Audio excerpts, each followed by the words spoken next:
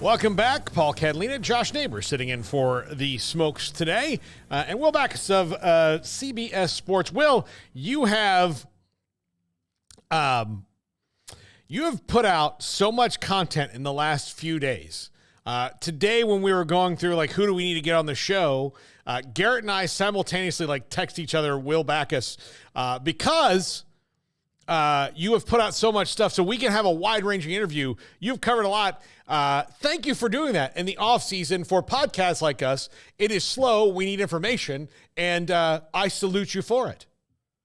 There is no off-season in college football, so I keep busy. Absolutely. So, Will, let's talk about transfers that you wrote a column on the SEC. I know that some other people are assigned to different conferences, but the SEC with Texas coming in this year and Oklahoma, probably the most intriguing of the new conference builds in that how this is all going to work. Isaiah Bond going from Bama to Texas to me is the one guy who can maybe swing and keep Texas back to where they were a year ago. Yeah, I think that was a pretty huge get. As I pointed out in the article, Texas has to replace all 5 of its top receivers from a year ago. And that's just a lot to have to do at one time, especially when you're coming into the SEC, a jumped up level in competition. And now you've set the standard where you can reach the college football playoff. So getting a guy like Isaiah Bond, who I think is still really scratching the surface of what he can really be, was a big get for them. He closed the year on a really high note with that huge catch against Auburn. He was impressive in the SEC championship game. He was a solid target. And so I think he has a chance to definitely emerge as kind of an alpha receiver for Quinn Ewers and be a reliable guy in that offense. This was a little bit off menu here, Will, but Diego Pavia to Vanderbilt to me was really interesting because when I watched him play, this is a guy that with the right guidance could be a really tremendous player, but he chooses to go to the hardest conference in the country and play for the worst team in that conference. I feel like this elevates. I can't think about the last Vanderbilt quarterback where I felt good about them, but I feel like this does elevate their offense in some kind of a way. And I think for Clark Lee, it's about time we see some proof. I know it's easier said than done at Vanderbilt, but did that one seem odd to you? And do you think it's an automatic upgrade for that offense? Because they've had some tough times finding a solid QB in recent years. Did we lose Will? Yeah. Okay, so Diego Pavia, the Vanderbilt, I think that is an interesting fit, specifically because, like you mentioned, he had a good situation at New Mexico State, was a fantastic player there. And then to go to a Vanderbilt team that has struggled recently in the SEC, it's going to be a battle to even get close to bowl eligibility. But I do think that one thing that factored in that decision is that Vanderbilt hired his offensive coordinator at New Mexico State, Tim Beck. So he probably followed him and thought, hey, if I was a Conference USA Player of the Year under him at New Mexico State, then maybe I can make some noise in the SEC and perform at a higher level. And I definitely think he does raise Vanderbilt's ceiling offensively. You get a playmaker like him. He's a guy that can do stuff outside the pocket, pretty solid decision maker. It does elevate their ceiling offensively. I'm not sure if it's going to propel them to that bowl level, but I think that they're going to be a little bit more exciting offensively than they have been recently. And they do have some questions at the skill talent positions. So, but he's the type of quarterback that can raise the play of people around him, especially with that playmaking ability I mentioned. So, again, they should be at least a little bit easier to watch offensively, if nothing else. I would say the team that is going for it, that's trying to shoot the moon here in this first year of the 12-team playoff is Ole Miss. Walter Nolan, actually the biggest guy that they got because he's a very large human being, but the biggest name. But they went deep in the transfer portal all over the place. Lane Kiffin's called himself the portal king. There's probably a couple other coaches that could lay claim to that title, but for sure he is certainly going for it this year. Do you think that this is a team that can compete for and win the SEC title and potentially win the national title through a college football playoff? I think it's a team that can definitely compete in the SEC.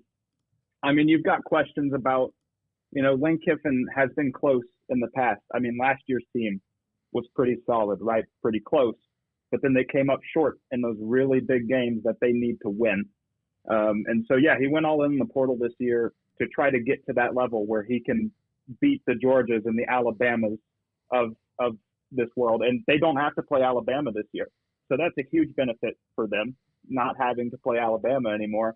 They step outside of that divisional shadow. So I definitely think that they can compete in the SEC. They're definitely one of those teams that's in that higher tier, maybe a little step below Georgia and Texas, but they're right there outside where it definitely wouldn't surprise me to see them make some noise and have a breakout year. And as it pertains to the college football playoff, they don't even need to make the SEC championship game to make the playoff. If they go 10-2 in the SEC, I mean, they've got the perception of being a really strong team. They're playing in a really strong conference. 10-2 is more than enough to get them into a 12-team playoff and get one of those at-large bids. So I think it shapes up really nicely for them to, at the very least, make the playoff. And I wouldn't be surprised if we're, looking in November and they're right there in the thick of the SEC race. And certainly, anytime you get in the playoff, there's national title upside. I think a lot of it would just be, what seed do they get? Do they have to go on the road? What does that look like? But, on paper, it's a really talented team. It's just going to come down to, can all these transfers gel? They got 24, 26 transfers. So that's pretty much an entirely new starting team. So can those guys gel? And then can Ole Miss finally break through in those big pressure games that they need to win to get to an SEC championship level? So I'm going to hit back on the quarterbacks, Will. With of transfers, you've got Brock Vandagriff at Kentucky. You've got Taylor Green at Arkansas. You've got Diego Pavia at Vanderbilt, as we mentioned before. Blake Shapen at Mississippi State, and I think that's the extent of the transfer ring. Which quarterback do you think has the chance to or will have the biggest impact in their program? And I mean, you can take impact like you want. Taylor Green saved Sam Pittman's job. Does Vandagriff elevate the Kentucky offense that has been at times, sluggish? You can go back to Pavia if you want. Mississippi State, they find consistency. Is Jeff Levy a good fit with Blake Shapen? Who will elevate, in your opinion, their team and kind of the most?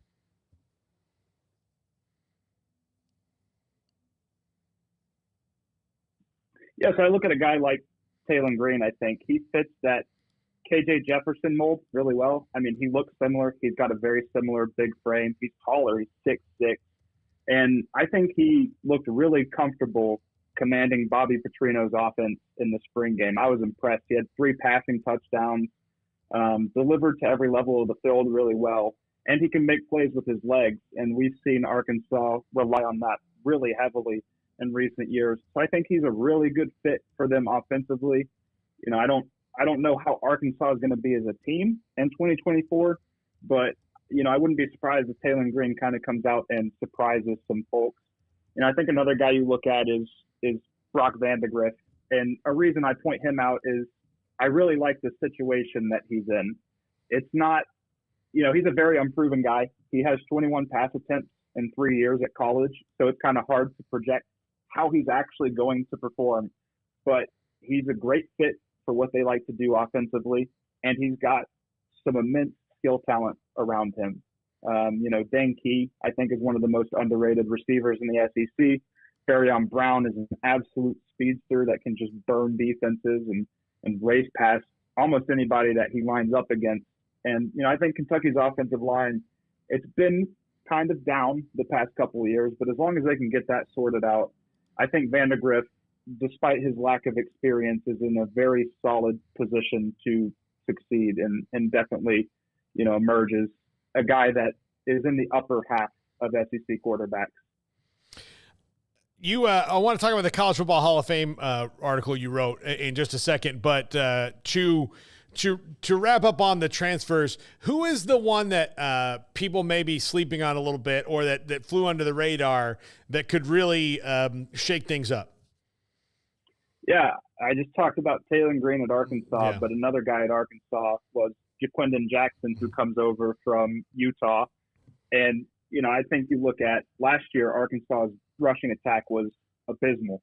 Their leading rusher was KJ Jefferson, and he had 447 yards. They didn't have a running back come close to 400 yards. And so that was a huge kind of impingement to their season. I think it was a big reason why they struggled so much and had such a setback of a season.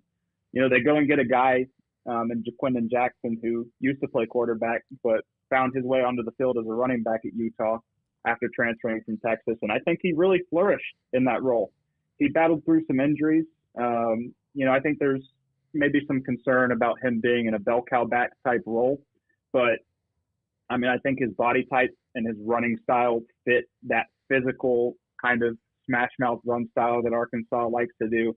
And he reminds me of a lot of guys that Arkansas used to have when it was just consistently pumping out those elite running backs. And he kind of fits the mold of those guys. He's kind of that prototype. So I think that he could be a guy where we look back at year's end and look at him as kind of a steal. I know 24/7 Sports rated him as a 4-star transfer, and I think that's a perfect rating for him. But he's just not a guy that I've seen a lot of people talk about on a national scale. I've not heard a lot of talk about him. But I wouldn't be surprised if we're looking back at year's end and seeing that he has, 1,000 yards, and we're talking about him as one of the SEC's best running backs. Loved the column, and maybe I'm a little biased as an FSU grad that you included Peter Warrick in this, but he is. I think it's kind of interesting how these Hall of Fames go and people vote for them because of the guys you have on the list here, a couple of them were excellent pros. Antoine Randall L was a really reliable wide receiver for the Steelers. Helped them win a Super Bowl. And don't forget for Washington as well. Yeah, and Eric Weddle and Haloti Ngata were excellent players. Eric Weddle's probably going to wind up in the Hall of Fame. Like Haloti Ngata, really great players. But guys like Peter Warrick and Monty Ball, Kajana Carter, Simeon Rice was a great player in the NFL too. But like you listed some of these guys, and do you think they get lost in the shuffle because Peter Warrick and Monty Ball were not great, and Kellen Moore is known as a coach. He didn't really play that long, but he's still the all-time winningest quarterback in the history of college football. That people forget maybe voting that this is the College Football Hall of Fame, and what they did in the pros has no bearing on it. I think that's certainly something that could factor into it. I think there's something like 12,000 voters. So each of them has a different approach. But yeah, I think when you look at it, a lot of the big names that I saw people talking about on this year's ballot are guys like Michael Vick and Aaron Donald, and those were guys that were obviously phenomenal in college, but there were also guys that had amazing NFL careers. Aaron Donald's going to be an NFL Hall of Famer. Michael Vick was just so much fun to watch and fun to play with in Madden. And so I think, I think people try not to let professional careers influence Hall of Fame decisions, but it's also kind of hard to, because when these guys go on to have professional careers, their names are at the forefront of people's minds. Whereas someone like Monty Ball, who, had 39 touchdowns in a single season in college football, which is absurd. He doesn't go on to have a huge NFL career. People just kind of forget about him, and he kind of fades from the consciousness a little bit until you look at a ballot and you're like, oh, there's Monty Ball. I remember him. But then your attention turns immediately to a Michael Vick or an Aaron Donald or a Haloti Ngata, guys that were professional stars and that are just more fresh on everybody's mind. And so, I think that's just kind of hard to get out of people's heads sometimes.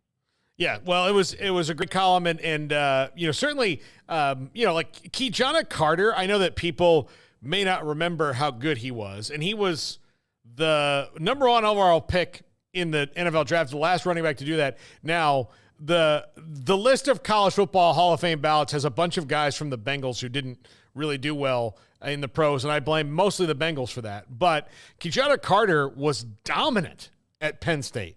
Absolutely dominant.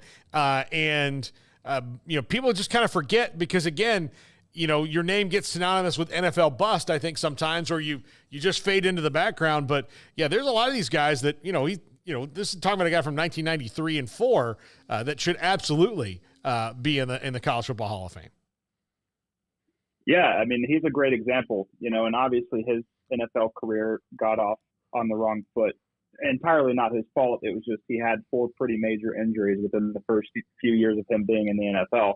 And he still managed to make it a decade. So I think that's, a testament to really how talented he was. But yeah, I mean, like you said, like arguably the peak of his career was in 1995. And admittedly, or 94, that 94-95 kind of window when he won the Heisman. And admittedly, that's before I was born. Like I know who Kijana Carter is. I've seen his highlights. I've read about his achievements and his accomplishments.